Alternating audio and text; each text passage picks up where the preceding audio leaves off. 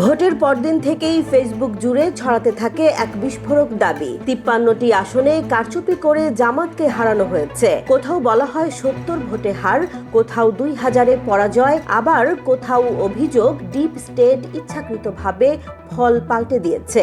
কিন্তু প্রশ্ন একটাই, এই দাবির পেছনে কি সত্য আছে, নাকি সংখ্যার ভেতরেই লুকিয়ে আছে ভিন্ন বাস্তবতা?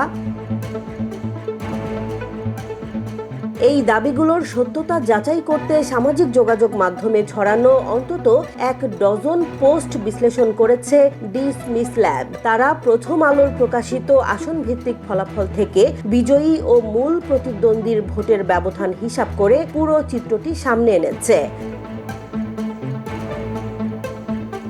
ভাইরাল দাবিতে বলা হয়েছে জামাত 5000-এর কম ভোটে হেরেছে 53টি আসনে, কিন্তু বিশ্লেষণে দেখা যায় 5000-এর কম ব্যবধানে জয় পরাজয় নির্ধারিত হয়েছে মোট 22টি আসনে, 53টিতে নয়। এই 22টি আসনে ভোটের ব্যবধান ছিল 385 থেকে 4702 ভোটের মধ্যে।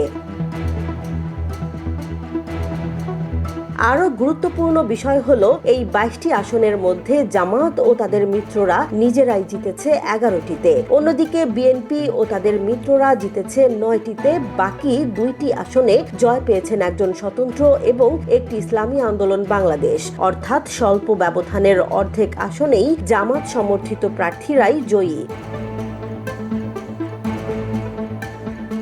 যেসব আসনে জামাত ও তাদের মিত্ররা হেরেছেন সেখানে মোট ভোট ব্যবধান ছিল 26,907। গড়ে প্রতি আসনে পরাজয়ের ব্যবধান দাঁড়ায় প্রায় 2,990 ভোট। অন্যদিকে বিএনপি ও তাদের মিত্ররা যেসব আসনে হেরেছেন সেখানে গড় ব্যবধান ছিল প্রায় 2,568 ভোট। মানে স্বল্প ব্যবধানের লড়াইয়ে জামাত জোট গড়ে বেশি ব্যবধানে পরাজিত হয়েছে।